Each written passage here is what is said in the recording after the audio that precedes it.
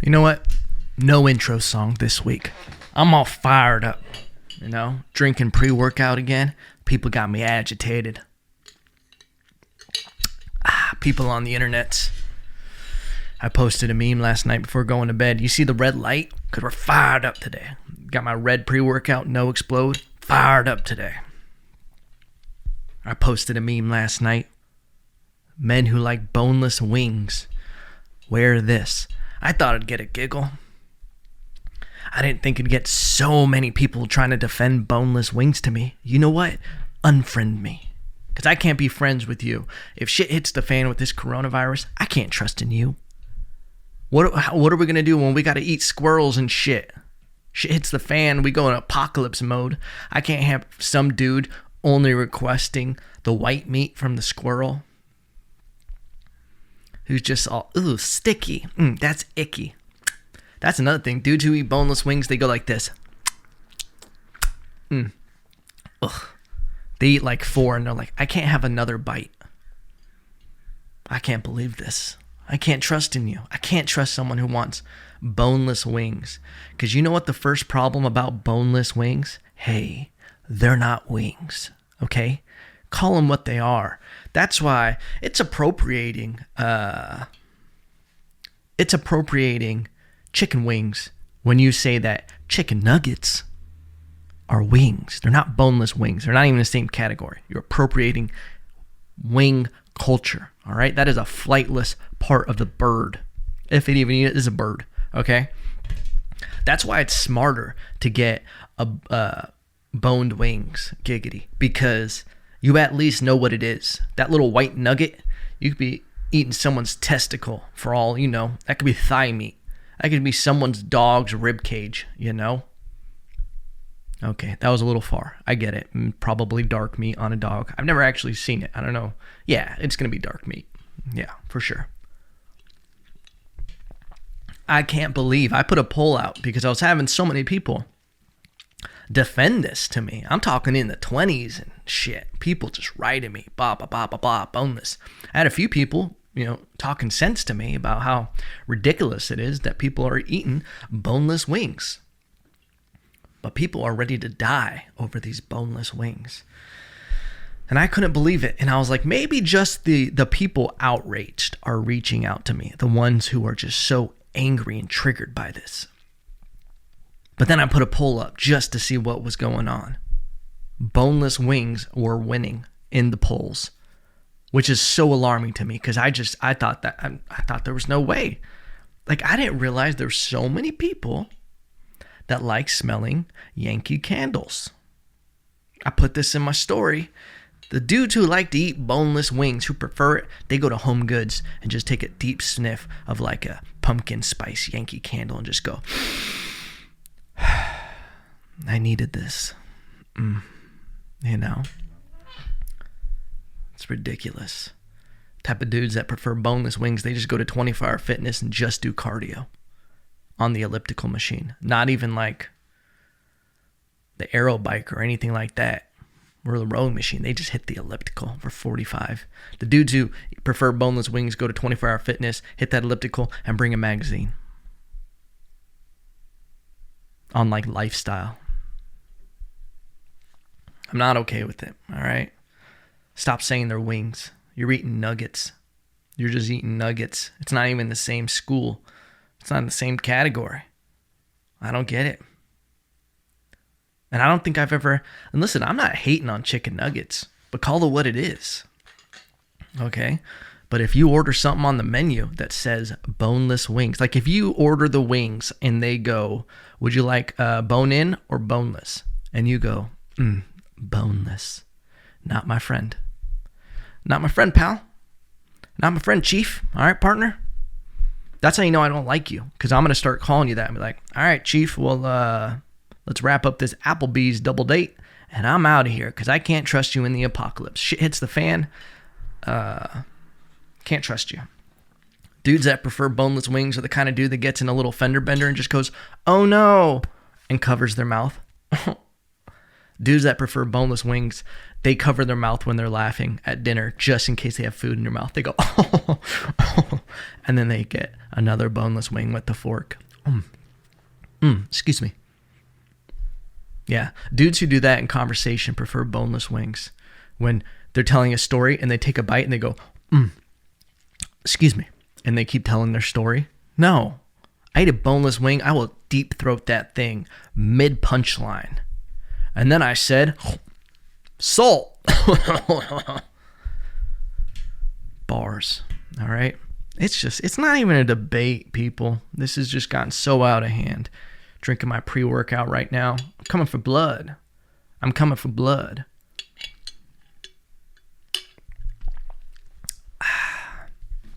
You know, it's funny, ever since I talked about in the podcast how I was never comfortable enough to like go on stage and take drinks in between jokes and everything like that, I started doing it. I think because I talked about it in the podcast, I was like, you know what, let's start bringing a drink on stage and start drinking it during the set, just like as an exercise. It's been going nice. It eases the tension, resets the room. But listen, back to this boneless wing shit. I don't get it. And you know what the thing is? Here's probably why I don't like boneless wings.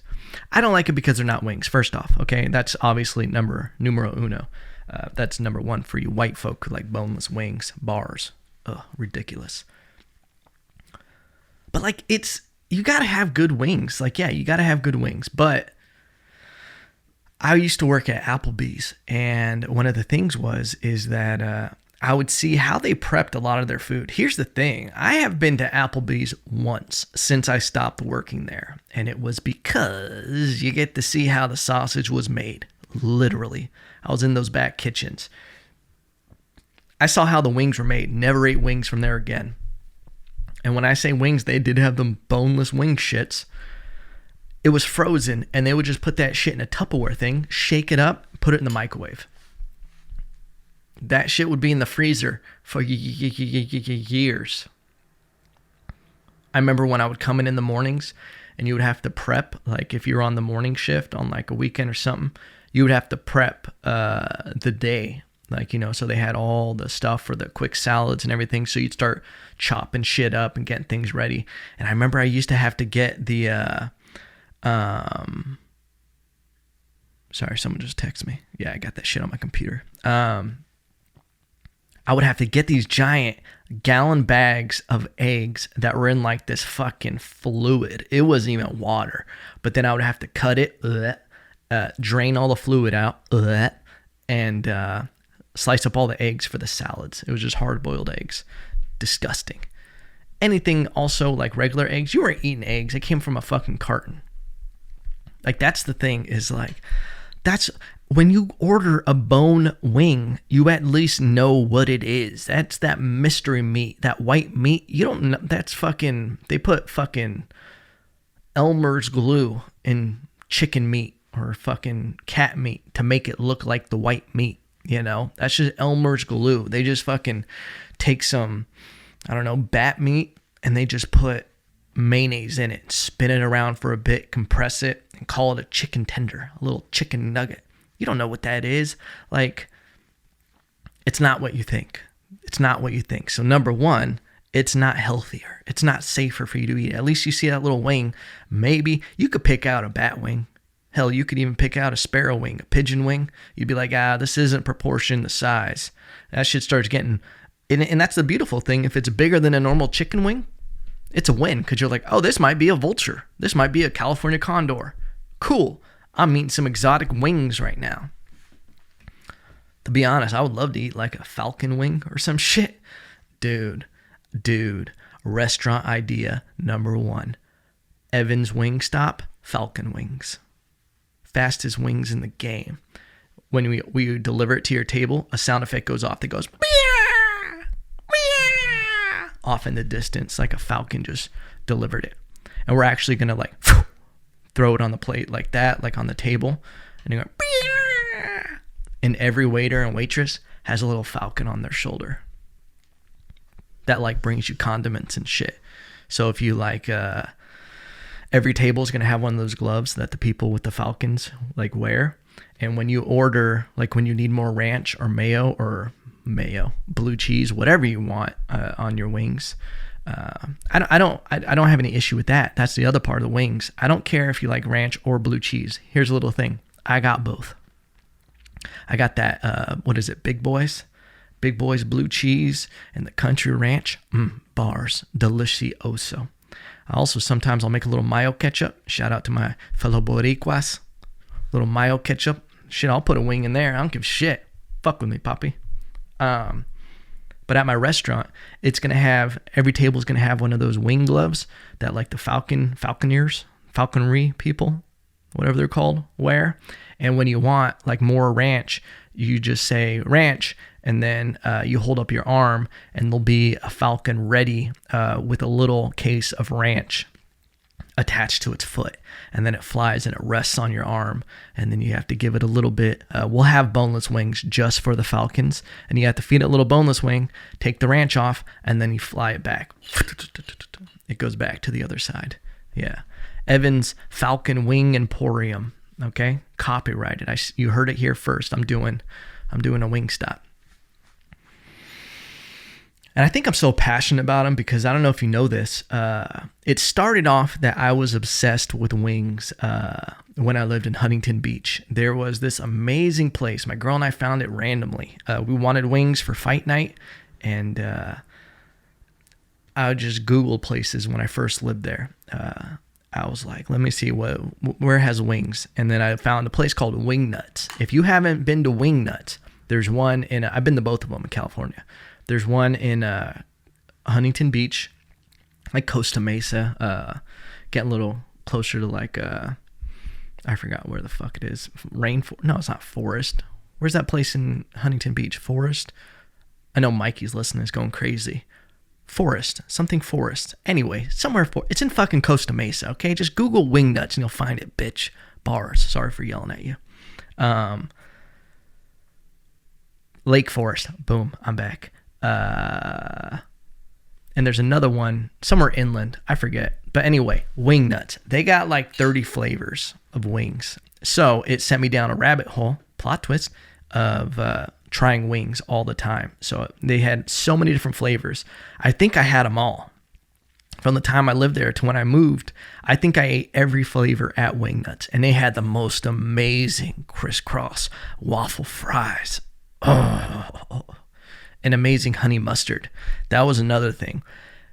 Places that make their own in-house honey mustard, bomb. That's the way to do it.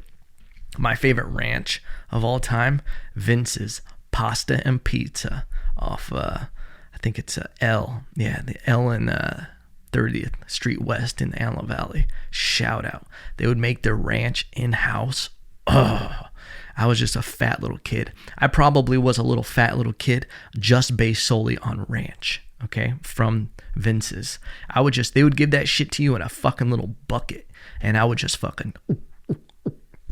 I'd fucking soak, like I literally put a piece of garlic bread inside the ranch like bucket as if it was a goddamn sponge, and I was about to do some dishes, and I just soaked that shit up. I'd press it. That's how you know I was a real little fat kid. I was using science. I would like put it in there, and then I'd press the garlic bread. So squeeze out all the air, and then the vacuum effect. It would suck up that ranch. Bars. That shit was delicious. But that's like, Wing Nuts is where my infatuation with wings came from. And then it progressed. Like it went to like, all right, I've tried all the Wing Nuts.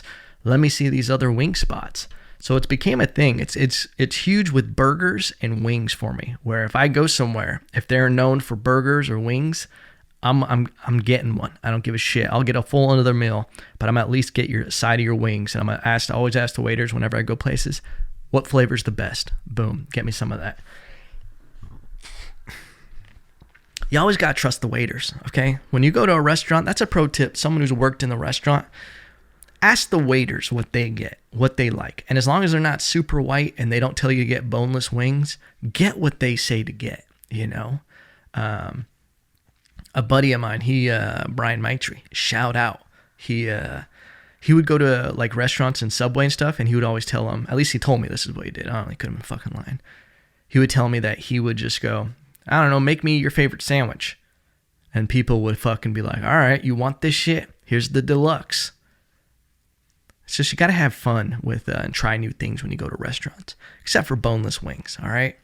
I used to do that sometime with barbershops where I'd go, this is kind of what I want my haircut to look like, but just do whatever you think looks dope. Have fun with it. And after fucking doing hair suicide a couple times, I was like, all right, I need to give these motherfuckers directions, okay? Fucking think they're an artist over here. Goddamn prints on my hair. Ridiculous. I'm like, I don't need these lines in my head. That'll give me fucking racing stripes in Puerto Rico and shit. But I like wings and I like hamburgers. So my infatuation grew to where I was traveling the country. Every wing stop I would go. Not Wingstop. That's diarrhea in a basket, okay? You're asking for problems at Wingstop. It's rolling the dice every time because sometimes you get some good wings from Wingstop and sometimes you're getting diarrhea in a basket, all right? With a side of food poisoning. But, yeah, so I always loved wings. And then it got to the point where I started using a Traeger grill. And it just got me so much further into cooking. Like I normally cook a lot of Puerto Rican food, rice and beans, tostones, pollo guisado, carne guisado, everything. I love to cook everything. And I always grilled. I would use a gas grill, steak, chicken, the usual suspects. But once I got this smoker grill, the Traeger, it's just pellets and it just smokes your food really well and you have a lot of control over it. So you can do long, slow cooks. I was like, you know what? Let me start making my own wings. Let me just start trying these different rubs and coming up with these different blends and then methods of doing it. So I would, and I got the idea from like eating turkey legs at places. And not all turkey legs are created equal, And I would go to, Disneyland has the best chicken wings. Turkey legs, bar none. There's no competition. And it's because their preparation process. They brine them for like 48 hours and they slow smoke them. That's why when you get a turkey leg from Disneyland, they're like red on the outside because they've been slow smoked so long.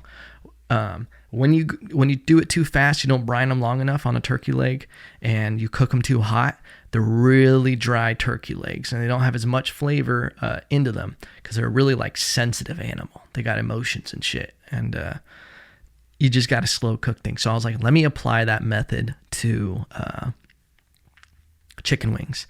So at first I was doing them normal and then I started doing these long, slow cooks, like a few hours.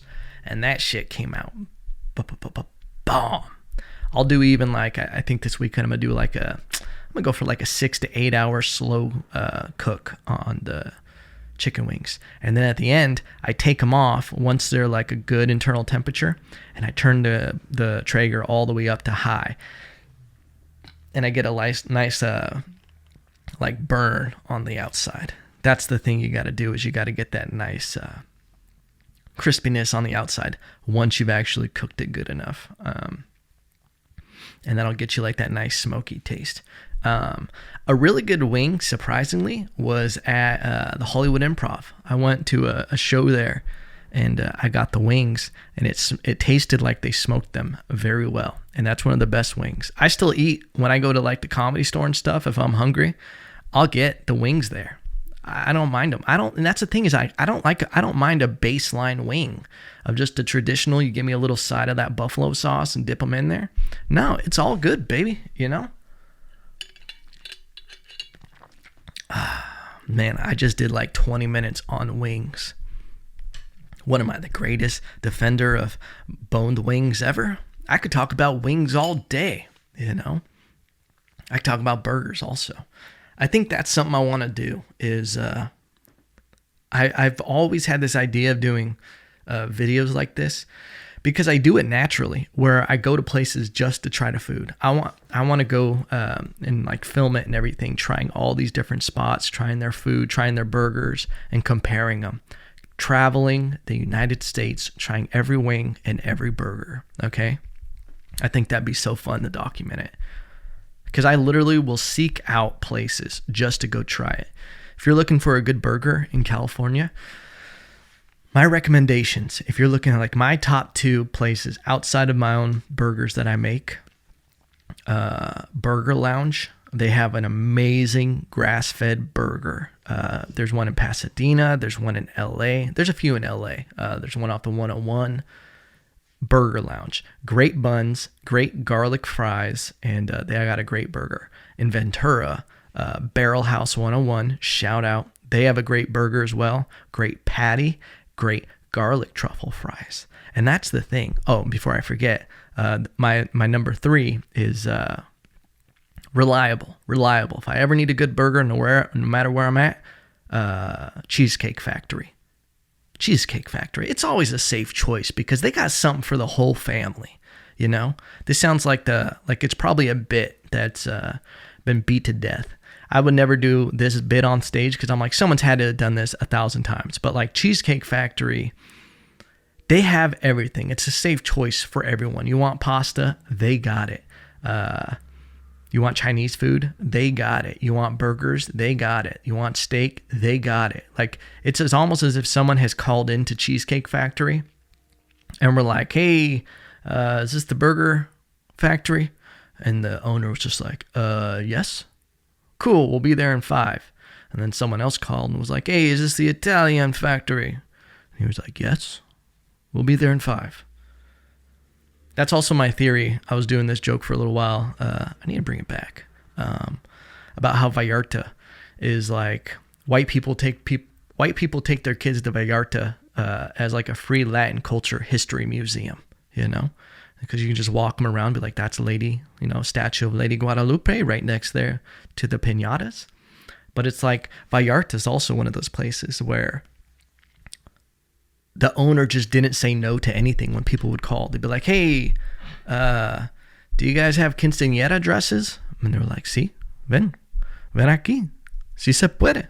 You know, like they sell they sell phone service there. Like, how crazy is that? Like, if you go into Vallarta, you don't need to go anywhere. It's low key like the Walmart of the Latin world. They have everything. They have like phone cases. They have soccer balls, soccer jerseys, quinceañeras. There's now a hair salon in the one in Oxnard. Shit's wild. They got everything. They even got chicken feet. So if you're looking to do a Santeria ceremony, they got you there. But yeah, Cheesecake Factory. Dude, all these little rabbit plot hole twists that we go down. I'm sorry, but that's just the way my brain works, all right? I'm like a goldfish. I just get that tunnel vision and I just keep going. I don't need to make a complete thought. You're not paying me for this. This is no instructional audiobook. You're just here for the ride, baby. Hold on, bitch. I need to stop calling you guys this bitch, though. It's way too aggressive. I'm sorry. Oh, man. But yeah, I started making my own burgers as well. I just go get the ground beef, season it myself, and boom. The Traeger changed my life. You know, it changed my life. It made cooking so much fun, especially barbecuing. Like it brought back so much new ways to do things, and the food tastes amazing. Listen, if you haven't had food off of a Traeger grill, it's unlike anything else. It's not, you can't compare it to like a normal gas grill. There's still some value in a gas grill. I actually like burgers off a gas grill. Like, I think they taste good, or a coal. Like, man, when you're camping and there's a little gas grill, like one of those like picnic ones, and you can just grill up some hamburgers, you can like taste the lighter fluid on it. I don't know why I love that taste. It's like when you smell that old school suntan lotion, like from when you were a little kid playing in the public pool. It just like takes you back nostalgic. That's what it's like cooking with a gas grill. You're just like, oh, there's something about this. But yeah, I have a buddy. I converted him into getting a Traeger grill. Changed his motherfucking life. And it's funny. Before that, he was starting to get to the point, and I'm not going to name names, but he was starting to get to the point where he was starting to want to cook steak on like one of those Food Ninja like fucking rice cookers. What the fuck? He was going to cook steak on that. Not okay. Can't be my friend. I was like, well, so long, partner. This is the end of us, huh? Time for you to start smelling Yankee candles at Home Goods with the rest of you boneless chicken wing eaters.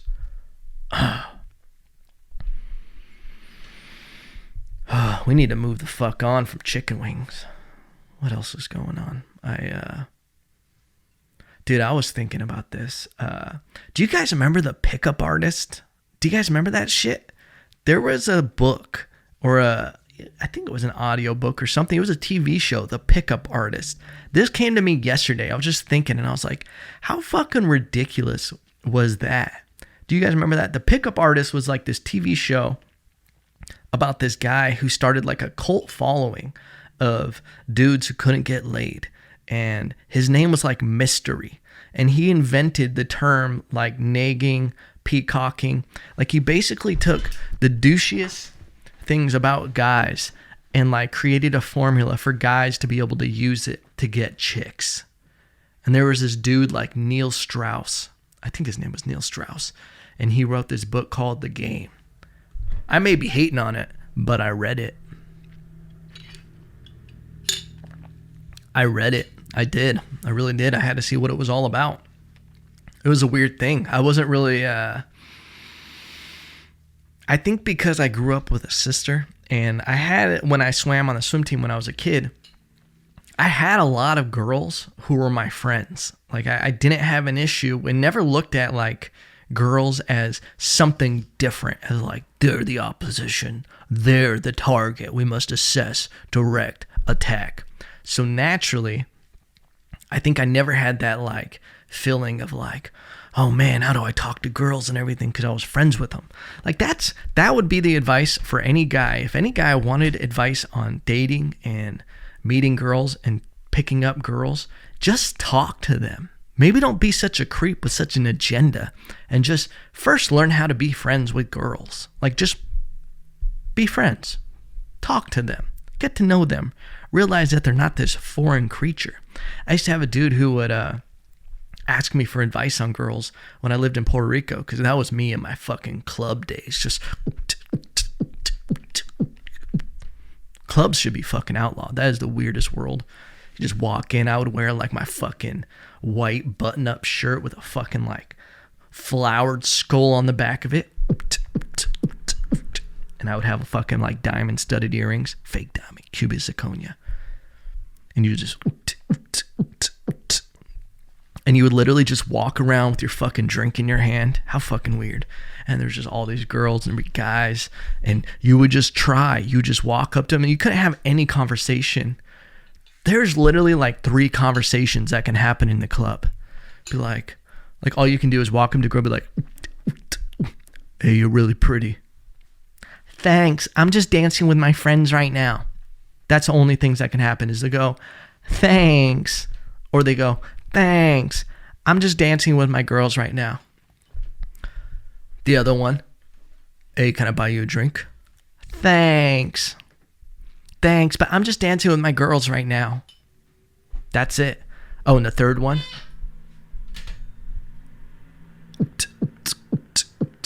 you walk up, hey, so what are you guys doing? Are you guys celebrating something? Thanks, but I'm just dancing with my girls right now. That's literally the only things that can happen. No one's going to talk about anything. No one's going to be like, hey, you heard about this coronavirus? No one's going to come up to a girl and be like, boneless wings or bone in? Thanks, but I'm just dancing with my girls right now. That's all it is. And it's so weird. It is like the weirdest, it's the most awkward primal thing there ever was, being in a dance club, because it's like you literally, and that's like this Pickup Artist book, you just have to peacock. Like, you're going straight off of surface level shit. And it's like you have to play a game in there. And like my whole thing was like, I'm not going to go up. Like, dude, guys will just literally walk up behind girls and just cock pump them with their denim cock. And they just walk up behind them and be like, you into this? And then the girl will do like that weird thing, like their strobe lights, to look around, like have to see your face, be like, how tall is he? And then like have to see your face, be like, is he good looking? Does he have a weird smile on his face? And they literally have to make it a rapid second decision on if they're going to allow this dude to just cock pump them through their pants, or are they going to like push him away and go, thanks, I'm just dancing with my girls right now, you know? And it's the weirdest thing. And it's like, there's no cool way to handle that. There's no, girls can't do it cool, where they're just like, nah, I'm good. And guys can't be like, all right. Like, there's no unawkward way of handling that situation of getting rejected. And then also, because then you just move on to the next one. You're just like, and she's like, thanks, I'm just with my girls right now. And then you just like, all right. And then you go to the next one. And you just try to like, right onto them. Because then it's weird if you don't go that route and you do it in their face and you're just like, and you're just in front of them looking at them like, are we doing this? Are we doing this weird mating ritual right here? No, like, you can't do that. You gotta like, that was always weird, is you would just, if you tried to do it in front of them, you wouldn't know if they were dancing with you immediately because you're still just dancing. They're not going to stop and go, thanks, I'm just with my girls right now. They would just still be dancing during their thing. You're like, I don't know if we're dancing together because it's a close club. I won't know this until we're actually touching, or we're actually, I've entered your zone somehow. We're doing are we synced up? Are we doing this? What are we doing here? It's just the weirdest thing. And it's one of those things that I didn't realize it till I was out of that world. It's like I was in a cult, a nightclub cult. But there were some great memories dancing in the clubs in Puerto Rico. That's like, my college experience was unlike anybody else's in the world that didn't go to Puerto Rico. Because it was like the dopest nightclubs and real dancing. You think you can dance, that should be a TV show. You think you can dance, go to Puerto Rico, okay? And then just film that shit. Because you're either not going to be able to dance as good, or you're not going to know the Puerto Rican etiquette, and you're going to get shot the fuck in the face, okay? They don't have boneless wings over there, if you dig. Yeah, that shit was wild in Puerto Rico. Clubs in general. It's a weird thing. That's such a weird thing. You can't talk to anybody. That's why, like, people who want to go meet chicks, like, don't go to the goddamn club. You're not going to meet anybody. It's just going to be a weird peacock. Like, I don't know. It's so, like, unless that's what you want, it's just something. And you guys can both wake up in the morning with weird regret and have to, like, have your first conversation in the morning after you guys just all night long. Yeah, that's no bueno. That's no bueno. Go to, like, yoga or some shit. Go to the library. Find a girl that reads books, That's why you got to find people. Here's dating advice with Evan Lopez. Find people in the places you're at. Find a hobby that, like, you would enjoy doing. Don't, like, if you don't like reading books, don't fucking go find a girl at the library then. If you like going surfing, go find a girl that's surfing then, okay? Like, all this thing, like, I see so many relationships where people are just trying to change the other person. Like, if you want someone that works out and is in shape in the same kind of healthy lifestyle you're in, go meet a girl at the gym. Go meet a guy at the gym. Don't be the girl who's super into fitness and everything and go find some fucking skinny fuck at, like, a punk rock band concert and then expect him to be your fucking CrossFit goals, couples shit. He's not gonna be able to hold you above his head, all right? You're setting that poor fella up for failure, You can't meet some dude who likes boneless wings and trying to get him to eat boned wings, huh? She's going to be trying to stop him. She's going to be like, why are you back at Home Goods again? We don't need anything. He's just like, I just need you to get out for a bit, babe. That's all. All right? That's him clapping with just his palms. I know when I stop this and I look at my DMs, it's going to be off the chain with messages. This is one of the most passionate things people have gotten back to me about. We're talking people in, like, over 20 messages from different people. Just so passionate about boneless wings. I can't get off of it. Ooh, I've almost finished this pre-workout. I'm charged up right now. Charged up. You know who probably eats boned-in wings? Tyson Fury. For sure. He'd be like, what the fuck is a boneless wing? I've never seen a bird without a wing. Ah, ha, ha. That dude was licking Deontay Wilder's neck and shit. Deontay Wilder might eat boneless wings. Because he had no bones in his legs, apparently, during that fight. Bars. I saw an article where he said that the reason he lost the fight was because he had a 40-pound suit as a walkout. Like his walkout costume weighed 40 pounds. That blows my mind. And granted, I only saw that he said this with legit reporting websites.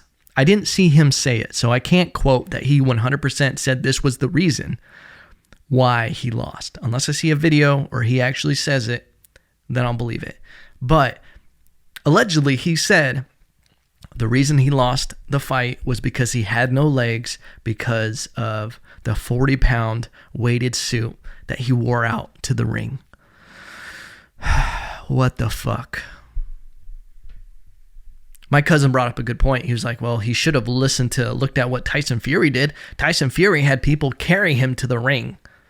It's so true. Like Tyson Fury took the opposite approach where he was like, nah, I ain't even going to walk to the ring. I'm saving these shits for the fight. Genius. He sat down during his walkout. That's how much smarter his preparation was. That was funny though. That was funny. It's crazy when you look back, like once things happen, you can kind of like check off the boxes going backwards, like connect the dots. Before the fight, he did not sit down once. Like maybe that's why your legs were gone, is because you were so amped up for this fight because Tyson Fury was living rent-free in your head. And you put this whole pressure, like the whole reason the suit was, he literally put pressure on himself, 40 pounds of it, bars. The whole reason he was wearing that armored suit is because to do it for Black History Month. That's why people wondering what that Mighty Morphin Power Rangers evil villain outfit was. It was an ode or respect to Black History Month. I never saw. I don't know exactly what it was, but I don't know if it was some like African garb or something like that. But I didn't know what it was. But that's why he was doing it. That can add pressure to you right there, where you put that whole weight on your shoulder, literally, of I'm doing this for Black History Month. Like that's extra stress right there. You look at him who's pacing back and forth and putting so much extra on it and just getting so amped up hours before the fight. And then you look at Tyson Fury's room, the motherfucker's just laying on the couch and he's just laughing, having a good time, staying relaxed. Yeah, he was putting way too much pressure on it. That's a huge thing. Yeah, you gotta relax a bit, you know? And that's the thing, is just the literal side of it. And that's the thing, is like he's an elite athlete. You should know. And whoever made the suit, shame on everybody who was involved in the suit thing, because it's like, dude, you should know that putting on 40 pounds and walking with it on for an extended period, then doing incline, climbing in the ring, that's going to weigh you down. Like literally, I don't feel bad for that reason being it. It'd be like, oh, my arms are just super dead because I had a push-up contest in the back. Well, maybe don't have a push-up contest in the back. That's part of the preparation. It literally is your training camp. Even once like the fight starts years ago, you're preparing for that shit years ago. When you're just a kid, whenever you're getting ready, you start your athletic career, you start preparing for a fight. If a couple months out, you were drinking and partying, and then you get in the fight, you're like, you make that excuse, I didn't take it as serious, I was drinking and partying. Okay. That doesn't matter. It still is part of your preparation for the fight. There's no excuse. You did it to yourself. It still matters, the walkout. You still made that choice. No one was like, hey, you should wear this and blah, blah. Then shame on you for listening to them. All right? And shame on all you people who eat boneless wings. All right? When the apocalypse happens and I'm all locked up in my bunker with tons of bone-in wings, you're not allowed in, okay? And shame on you because you did it to yourself. But at the end of the day, even you boneless wing eating motherfuckers, I love you. I'll see you next week, all right?